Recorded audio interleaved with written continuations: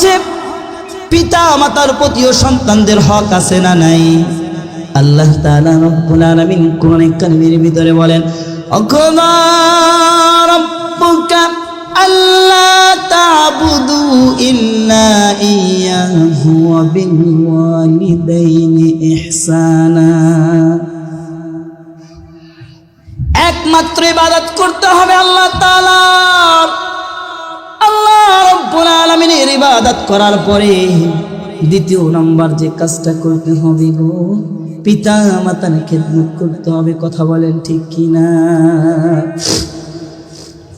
আল্লাহ রাসূল সাল্লাল্লাহু আলাইহি ওয়াসাল্লামের কাছে প্রশ্ন করা হলো, ইয়া রাসূলুল্লাহ, ইয়া হাবিবাল্লাহ, খেদমতের দিক থেকে সবচাইতে বেশি হকদার কে? বললেন তোমার মা।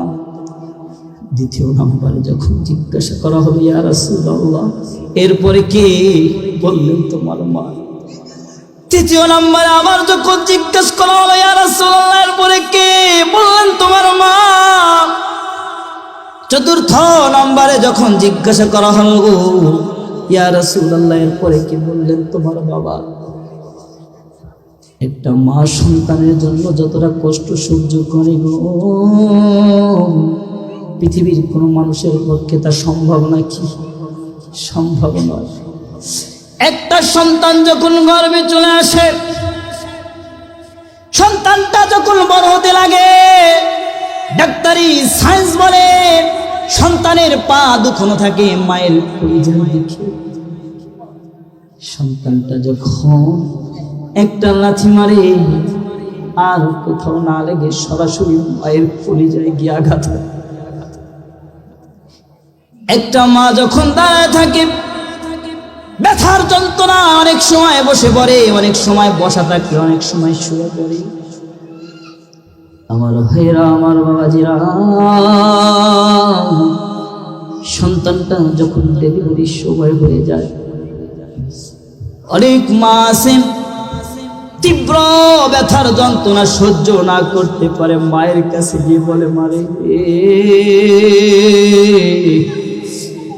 ও মা, সারা জীবন তোমাকে কত কষ্ট দিয়েছি, ও বাবা তোমাকে কত কষ্ট দিয়েছি, প্রাণের স্বামী রে, আপনার হক ঠিক মতো আদায় করতে পারি নাই, আপনি আমাকে মাফ করে দিন, আমি মনে হয় আর বাঁচব না। কারণ এমন তীব্র ব্যথা, এমন যন্ত্রণা, ডাক্তারি সায়েন্স বলে কোনো মানুষের যদি 45 ইউনিট পেইন এর চাইতে বেশি ব্যথা অনুভব হয় গো, হয়তো এই মানুষটা মারা যাবে, আর নয় বেহুশ হয়ে যাবে। একটা সন্তান যখন জন্মের সময় হয়ে যায়, 57 ইউনিট পেনের চাইতেও বেশি কষ্ট সহ্য করতে হয়। জোরে বলুন আল্লাহু আকবার। এত কষ্ট করে সন্তানটা যখন জন্ম দেয়, সন্তান জন্মের সময় কত রক্ত বের হয়, সন্তানটা জন্মের পরে একটা মা ঠিক মতো একটা দিন ঘুমাইতে পারে না। ডান কাঁধে যখন প্রস্রাব করে দেয়, বাম কাঁধে নিয়ে শোয়ায়, বাম কাঁধে যখন প্রস্রাব করে দেয়, ডান পাশে নিয়ে শোয়ায়। পুরা বিছনাটা যখন কোন রকম আর কোন শুকনো জায়গা না থাকে গো, মা তার সন্তানটাকে বুকের উপর নিয়া আর নিজে ওই ভিজা বিছনায় সারা রাত্রি কাটায় দেয়। কথা বলেন ঠিক কিনা? দীর্ঘ 2টা বছর বুকের তাজা রক্ত খায়া বড় করে একটা বাবা চৈত্র মাসের দিন, বৈশাখ মাসের দিন, গরমের ভিতরে যখন কাজ করে, মাথা থেকে টপ টপ টপ টপ করে পানিগুলো পড়তে থাকে। এরপরে ঘরে চাল্লাই ডাল্লাই কোনো কিছু নাই, কিন্তু যদি সন্তান একটা আবদার করে, বাবার যত কষ্ট হোক না কেন, না খায়া হলেও সন্তানের সেই আবদারটা রাখে কি রাখে না? আমার বাবাকে ছোটবেলায় দেখেছি। আমাদের বড় একটা দোকান ছিল বরিশালের আগুলজারা থানার গয়লা বাজারে। রাজনৈতিক কারণে আমার বাবার দোকানটা যখন পোড়ায়া দিল, এরপরে আমার বাবাকে দেখেছি ভারবাস কান্দে নিয়ে, বুকে ব্যথা ছিল, কত মাল। এইগুলা দিয়ে আমার বাবা গ্রামে গ্রামে ঘুরে এরপরে আমাদেরকে লেখাপড়া শিখেছে। এত কষ্ট করছে গো,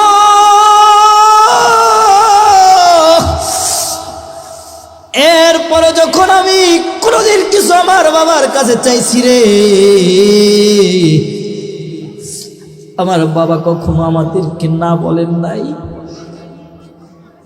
এত কষ্ট করে যেই মা বাবা আপনাকে আমাকে লালন পালন করলো, এরপরও এই বাপ মাকে কষ্ট দেয় এমন নাফরমান বাংলার জমিনে আছেন নাই। কিছুদিন আগে এক সাংবাদিক পিতামাতার ব্যাপারে একটা কলম লিখবে, এই জন্য একটা বৃদ্ধাশ্রমে তিনি চলে গেলেন। বৃদ্ধাশ্রমে যখন তিনি চলে গেলেন, যাওয়ার পরে তিনি দেখলেন ডাক্তার শামসুর রহমান ঢাকা বিশ্ববিদ্যালয়ের বাংলা বিভাগের প্রধান সিঁড়ির ধারে দাঁড়ায় একটা চিঠি নিয়ে কান্না করছে। বললেন, স্যার আপনি কি ডাক্তার শামসুর রহমান নন? বললেন, হ্যাঁ আমি তো ডাক্তার শামসুর রহমান। কিন্তু তুমি কে? বললেন, স্যার আমি একজন সাংবাদিক, পিতামাতার ব্যাপারে একটা কলম লিখবো, এই জন্য এই বৃদ্ধাশ্রমে এসেছি। বললেন, স্যার আপনি কেন কাঁদতেছেন?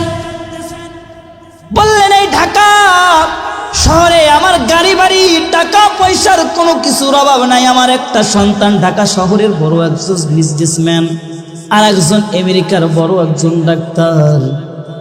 এই থাকা সত্ত্বেও আজকে তারা আমাকে বৃদ্ধাশ্রমে রেখে গিয়েছে। বললেন, স্যার এই জন্য কান্দেন নাকি? বলে, না এই জন্য কাঁদি না। আমার বাবা, আমার পরিবারের লোকজন আমার বাবাকে বোঝা মনে করত, এই জন্য আমার বাবাকেও আমি এই বৃদ্ধাশ্রমে রেখে গিয়েছিলাম। একটা চিঠির ভিতরে লিখে দিয়ে গেছিলাম, ও বাবা আজকে তোমাকে এই বৃদ্ধাশ্রমে রেখে আমি একটু হালকা হইলাম। বললেন, সাংবাদিক রে, আমার বাবাকে আমি যে রুমের ভিতরে বৃদ্ধাশ্রমে রেখে গিয়েছিলাম, আমার সন্তানেরাও ঠিক সেই একই রুমের ভিতর আমাকে রেখে গেছে। আমি আজকে ওই সেই চিঠিটা পাইছি, পাওয়ার পরে যখন আমি পড়ছি, এই জন্য আমি বসে বসে কাঁদতেছি। সাংবাদিক বলে, আমি যখন পুরুষ বৃদ্ধাশ্রম ভিজিট করার পরে মহিলা বৃদ্ধাশ্রম যখন গেলাম, দেখলাম সমস্ত মহিলারা ঘরের ভিতরে রয়েছে, কিন্তু একটা মহিলা ঘরের সামনে দাঁড়ায় আছে, বসে আছে একটা চেয়ার নিয়া। আমি বললাম, মারে সমস্ত মহিলারা বৃদ্ধাশ্রমের ভিতরে রয়েছে, আপনি একা এখানে কেন বসে আছেন, কারণটা কি? বললেন, বাবা সাংবাদিক রে, আমার সন্তানটা যখন ছোট্টবেলায় বাড়ির বাহির যাইতো, আমার রাতে ঘুম আসতো না, আমার রাতে ঘুম আসতো না গো। আমি এমন ভাবে আমার সন্তানের জন্য চেয়ার নিয়ে বাড়ির সামনে এরকম বারান্দায় বসে বসে আমার সন্তানের জন্য অপেক্ষা করতাম। আজও পর্যন্ত অনেক সময় দেশে বিদেশে অনেক জায়গায় মাহফিল করি, আমার ভাইরা রে, মাহফিল করে রাত্রিবেলা যখন বাড়ি যাই, স্ত্রী সন্তান তারা তাদের মতো করে ঘুমায়া যায়। অনেকবার ডাকলেও অনেক সময় স্ত্রী এরকম ভাবে দরজা খুলতে চায় না, তাদের ঘুম ভাঙে না। স্ত্রীকে ডাকছি এক ঘরে, আমার মা রয়েছে আর এক ঘরে। এক দুইবার স্ত্রীকে দিয়ে ডাকার পরে আমার মা দেখি সাথে সাথে উঠে তার ঘরের দরজাটা খুলে দিছে। কারণ সন্তান যখন বাহিরে থাকে গো, কোনো মা রাতের বেলা ঘুমাইতে পারে না। এরপরে বলতেছে, বাবা সাংবাদিক, অমুক জায়গায় আমার বাড়ি, আমার সন্তানের নাম রফিকুল, তুমি যদি পারো গো আমার এই সন্তানের কাছে এই চিঠিটা লিখে এই চিঠিটা পৌঁছে দিবা। সাংবাদিক বলে, আমি যখন চিঠিটা খুললাম, যখন আমি পড়তে শুরু করলাম, অবাক হয়ে গেলাম। বৃদ্ধ মানুষ, এত সুন্দর করে হাতের লেখা কেমন করে হয়? আমি বললাম, মা আপনার এত সুন্দর হাতের লেখাটা কেমন করে হলো গো? মহিলাটা আমাকে ডেকে বলতেছে, বাবা সাংবাদিক রে, আমি আগেকার জামানার একজন বিয়ে পাস মহিলা, আমি আমার সন্তানদেরকে নিজের হাতে হাতের লেখা শিখাইছি। সাংবাদিক বলে, আমি যখন এরকম ভাবে চিঠিটা খুললাম, পড়তে শুরু করলাম, দু চোখ বেয়ে বেয়ে আমার পানিগুলো পড়তে শুরু করলো। চিঠির ভিতরে দেখি লেখা, বাবা রফিকুল রে, গত একটা বছর তুই আমাকে এখানে রেখে গেলি, আজ পর্যন্ত আমি কেমন আছি খোঁজটা তুই লস নাই, এই জন্য আমার কোনো আফসোস নাই। কিন্তু বাবা তুই কেমন আছিস এইটা পর্যন্ত তুই আমাকে একবারও বললি না। বাবা রফিকুল রে, বাবা দিবস যখন গেল, সমস্ত সন্তানেরা বাবা মাকে দেখার জন্য যখন গাড়িগুলো নিয়ে এসেছে, গাড়ি নিয়ে আসার পরে প্রত্যেকটা গাড়ির কাছে আমি দৌড়ে দৌড়ে গিয়েছি। এই বুঝে আমার বাবা রফিকুল আসলো, কিন্তু বাবা না, তুই আসলি না। মা দিবস যখন গেল, তখন তুই আসলি না। বাবারে, তোর মনে আসেনি ছোট্টবেলায় তোর জন্মদিনে তুই আমাকে দিয়ে কেক কাটাইতি রে বাবা? তোর যখন জন্মদিনের সময় হয়ে গেল, আমার আঁচলে কিছু টাকা ছিল, তাই দিয়ে তোর জন্য আমি একটা কেক আনাইছিলাম, কিন্তু বাবা তুই আসলি না। সারাদিন অপেক্ষা করে কেকটাকে আমি মানুষের কাছে বিতরণ করে দিয়েছি।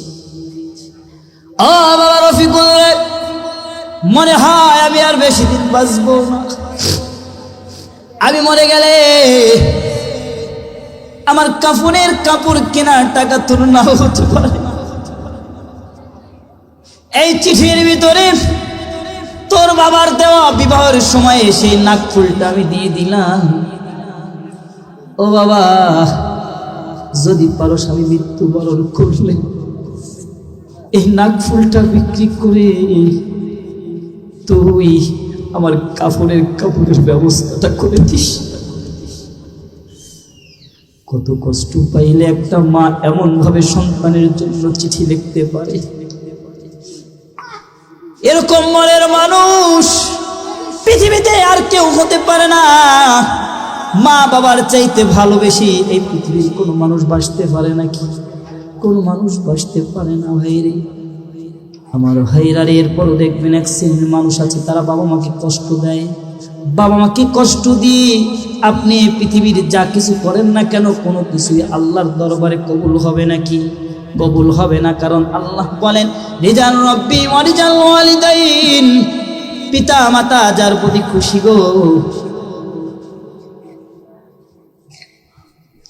পিতা মাতা যার প্রতি খুশি, এই সন্তানদের প্রতি আল্লাহ তাআলা রব্বুল আলামিনও খুশি। জোরে বলুন না সুবহানাল্লাহ। আমাদের যাদের পিতামাতা দুনিয়া থেকে চিরবিদায় নিয়েছে, এখন তো তাদের আর খেদমত করতে পারবেন না।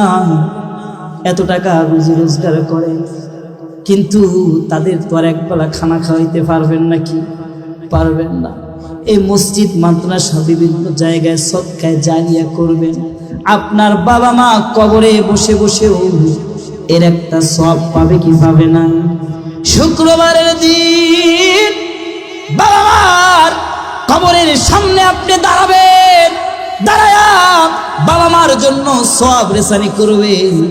একবার সূরা ফাতিহা পড়বেন, কয়েকবার দুরূদ শরীফ পড়বেন, সূরা ইখলাস 3 বার পড়বেন, এক খতম কোরআনের সওয়াব আপনার বাবা মার কবরে পৌঁছে যাবে। জোরে বলুন না সুবহানাল্লাহ। আমাকে সময় সংক্ষেপ করে জানতে বলেছি, আমি আর লম্বা করছি না। আল্লাহ তাআলা রব্বুল আলামিন যদি কোনোদিন হায়াতে বাঁচিয়ে রাখেন, ইনশাল্লাহ হয়তো সামনে এই যে আপনাদের এখানে যে মাদ্রাসাটা আছে হুজুরের, সেখানেও আমার বয়ান থাকবে ইনশাল্লাহ।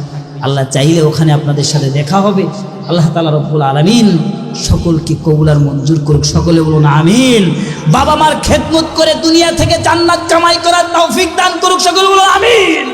যাদের বাবা মা দুনিয়ায় বেঁচে নাই, বেশি বেশি করে আমল করে সওয়াব রেসানি করে বাবা মার জন্য পাঠানোর তৌফিক দান করুক। সকলে বলুন আমিন। আখির দাওয়ানা আলহামদুলিল্লাহি রাব্বিল আলামিন। আসসালামু আলাইকুম ওয়া রাহমাতুল্লাহি ওয়া বারাকাতুহু। আলহামদুলিল্লাহ, চমৎকার কিছু কথা আমরা শুনলাম।